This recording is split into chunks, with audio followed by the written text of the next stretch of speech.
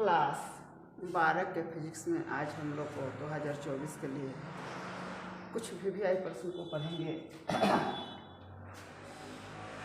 यहाँ पे क्लास 12 है और आज हम लोग को फिजिक्स के बारे में देखना है।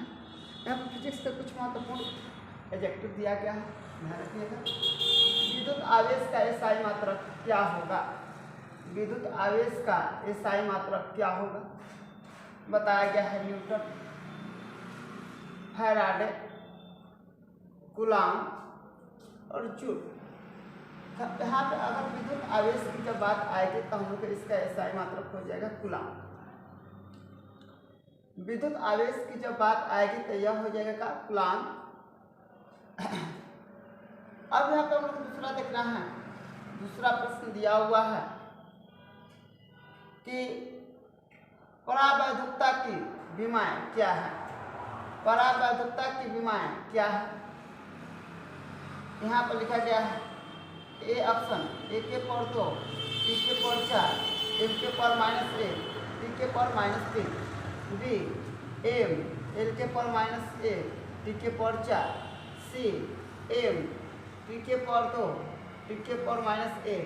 यहाँ पर हो जाएगा एम के एम एल के पावर 2, टी के पावर -1 और यहाँ पर हो जाएगा इंटू में ए। डी नंबर में दिया गया है एम एल के पावर टी माइनस टी के एल के पावर -1, टी के पावर -1। यहाँ पे इसका परावैद्युतता का अगर हम लोग विमा निकालें तो हो जाएगा ए के पावर 2, टी के पावर 4, एम के पावर -1, एल के पावर -3। ये हम लोग का परावैद्युतता का विमा हो जाएगा। अब आप लोग ध्यान रखिएगा 3 नंबर प्रश्न पूछा गया है स्थिर कूलाम। 3 नंबर प्रश्न पूछा गया है स्थिर कूलाम बराबर डैश कूलाम होता है। तो स्थिर कूलाम 3 × 10 के पावर 9, 3 × 10 के पावर -9, 1/3 × 10 के पावर 9 और 1/3 × 10 के पावर -9। तो यानी स्थिर कूलाम हो जाएगा। यहाँ पे पढ़ने के लिए हम लोग को 3 × 10 के पावर 9। अब यहाँ हो जाएगा 4 नंबर मुक्त आकाश की परावैद्युतता अल्पलाइन 0। यहाँ पे इसका मान बताना, परावैद्युतता का मान बताना है। यहाँ पे ए नंबर में ऑप्शन दिया गया है 9 × 10 के पावर 9 मीटर फैराडे। बी हो जाएगा 1.6 × 10 के पावर -19 कूलाम। यहाँ पे हो जाएगा सी 8.85 × 10 के पावर -12 फैराडे। या इनमें से कोई नहीं। यहाँ पे हो जाएगा इसका मान 8.85 × 10 के पावर -12 फैराडे। ये इसका हो जाएगा मान, ये इसका ऑप्शन हो जाएगा। ये इतना फैराडे होगा। चलिए इसको आप लोग नोट कर लीजिए, फिर आगे बताते हैं।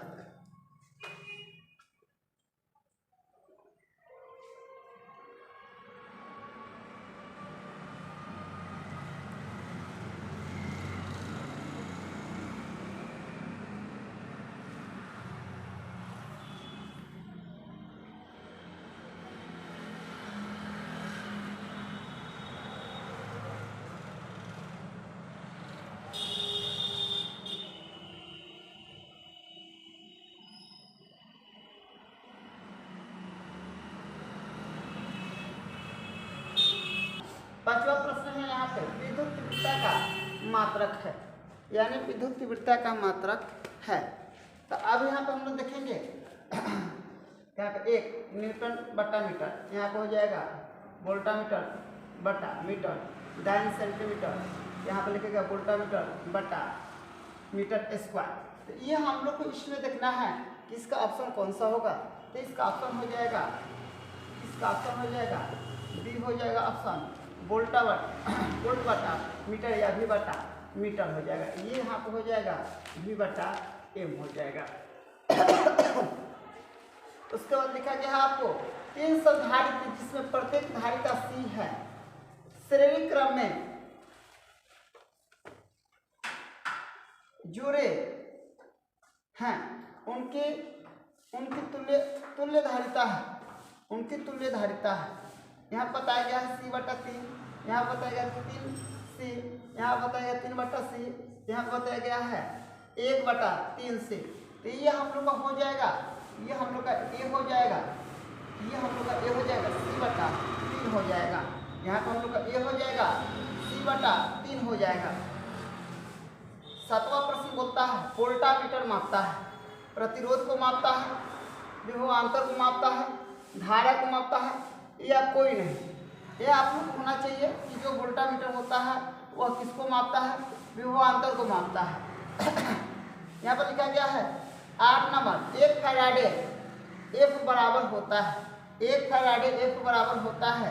यहाँ पर हो जाएगा ये 1/C × V, यहाँ sorry 1 × CV B, 1 C/V B C 1 × C/V² और D हो जाएगा 1 × CV²। तो इसमें से हम लोग को कौन सा हो जाएगा, 1 फैराडे का मान कौन होगा, 1 फैराडे का मान कौन होगा।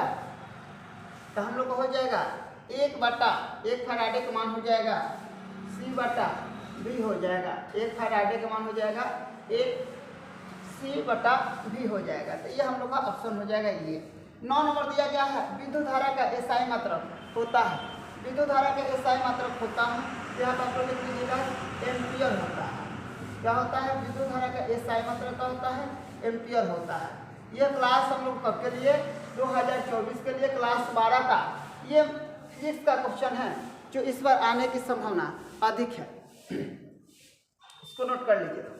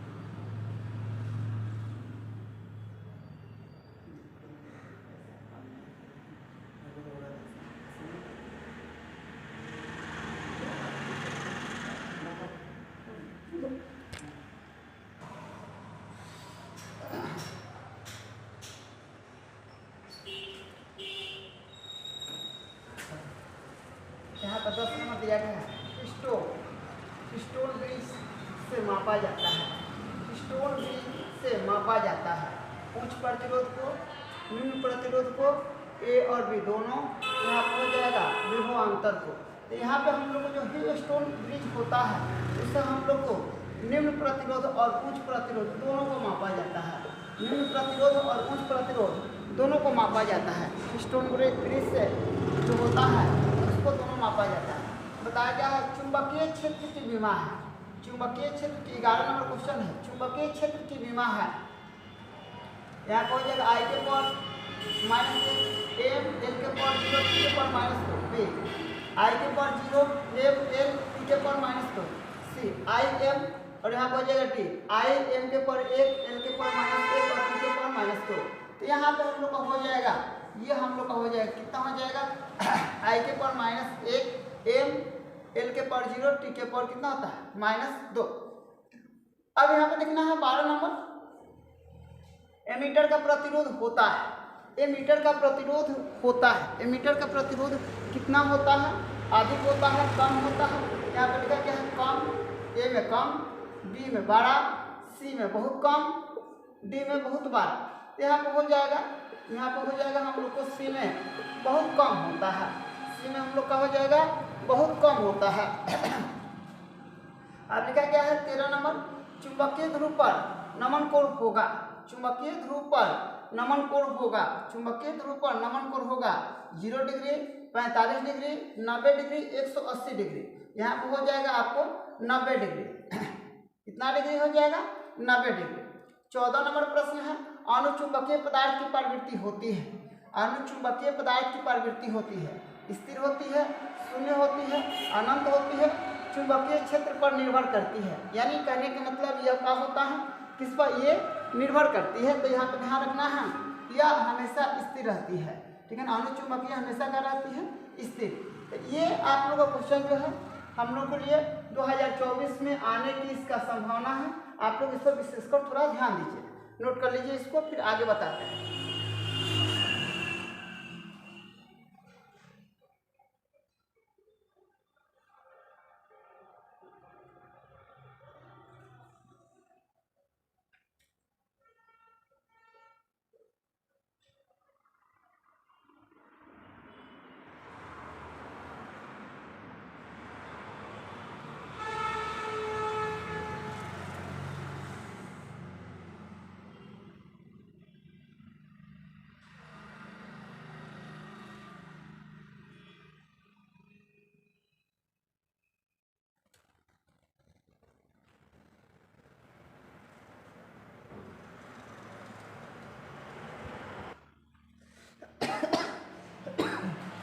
चलिए अब इसके बाद दिया गया है 15 नंबर प्रश्न है, चुंबकीय फ्लक्स का एसआई मात्रक है।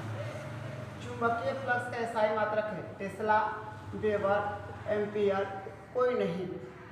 बताया गया है चुंबकीय फ्लक्स का एसआई मात्रक है टेस्ला है, वेबर है, एम्पियर है, कोई नहीं है।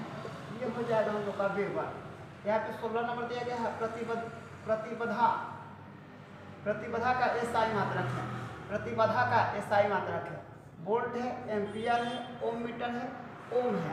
तो प्रतिबाधा का एसआई मात्रक ओम होता है। प्रतिबाधा का एसआई मात्रक क्या होता है? ओम होता है। 17 नंबर प्रश्न है, एक पतले प्रिज्म जिसका अपर्तनांक म्यू है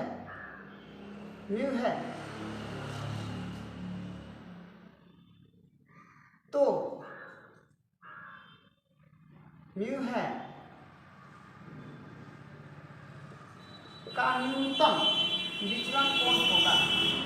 1 माइनस म्यू इंटू ए, बी हो जाएगा म्यू माइनस 1 इंटू ए, यहाँ पर हो जाएगा सी में म्यू प्लस 1 इंटू ए, डी हो जाएगा म्यू प्लस 1 इंटू ए स्क्वायर। तो इसमें हम लोग को प्रतिबद्धता में हो जाएगा सॉरी मतलब कि हो जाएगा म्यू माइनस 1 इंटू ए। इसका हो जाएगा हम लोग का ऑप्शन डी।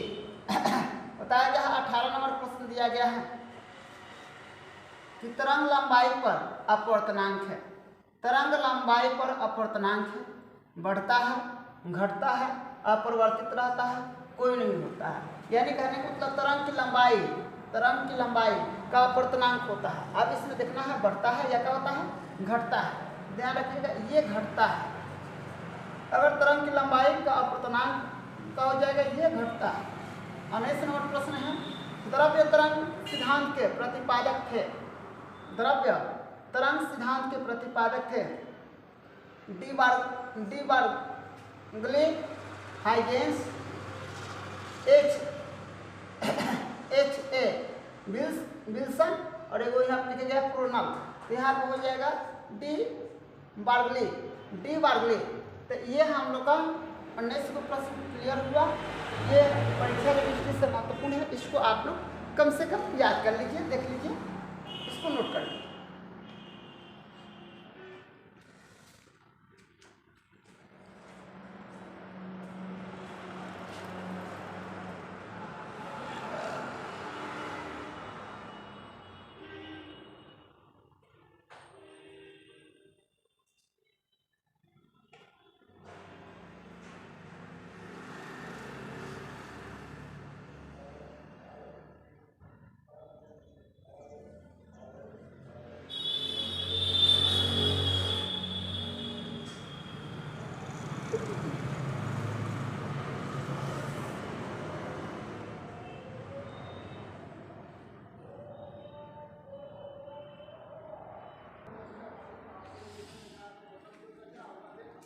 अब यहाँ पर दिया गया है, थोड़ा सा ध्यान रखिएगा। लिखा गया है 20 नंबर प्रश्न, लेमडा तरंगदैर्घ्य वाले प्रोटॉन की ऊर्जा है। लेमडा तरंगदैर्घ्य वाले प्रोटॉन की ऊर्जा है। 10 नंबर में लिखा गया है h इंटू सी इंटू लेमडा। यहाँ पर बी में लिखा गया है एच सी बटा लेमडा। यहाँ पर लिखा गया है h इंटू लेमडा बटा सी। डी में लिखा गया है लेमडा बटा एच सी। तो यहाँ पर हो जाएगा हम लोग को ऑप्शन में बी एच सी बटा लेमडा हो जाएगा। एच सी बटा का हो जाएगा लेमडा हो जाएगा। एच सी बटा का हो जाएगा लेमडा हो जाएगा। 21 नंबर प्रश्न लिखा गया है प्रोटॉन की तरंगदैर्घ्य लेमडा तथा संवेग p में क्या संबंध है। p बराबर होता है h बटा लेमडा। यहाँ पर हो जाएगा p बराबर हो जाएगा h इंटू लेमडा। यहाँ पर हो जाएगा c p बराबर लेमडा बटा h या कोई नहीं। यहाँ पर हो जाएगा हम लोग को ये ऑप्शन हो जाएगा p बराबर हो जाएगा h बटा लेमडा। p बराबर हो जाएगा हम लोग का h बटा का हो जाएगा लेमडा हो जाएगा। h बटा का हो जाएगा लेमडा हो जाएगा। लिखा गया है AU सोना का न्यूट्रॉन संख्या है, ठीक है ना, 119, 117, 118, 116। इसका हो जाएगा 118 हो जाएगा। इसका कितना हो जाएगा 118। यहाँ पर लिखा गया है निम्नलिखित नाभिकों में सबसे कम अस्थायी होते हैं, ठीक है ना। ए ऑप्शन में है 4, 2 हीलियम।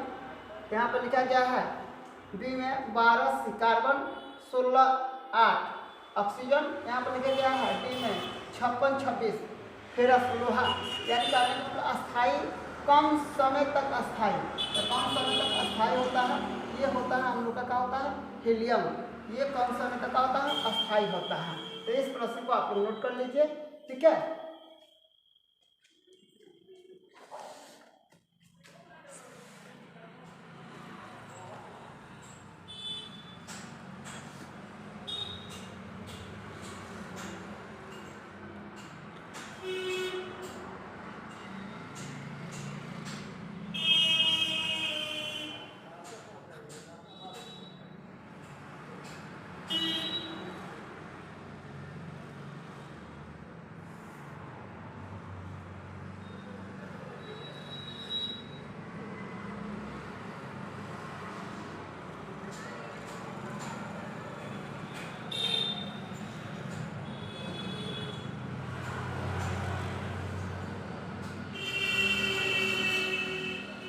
अगर आप लोग नोट कर लिए तो आज के लिए बस इतना ही रहने दो, फिर कल इसके बारे में बताया जाएगा। आज के लिए आप लोग क्लास ओवर यहीं पर हो रहा है।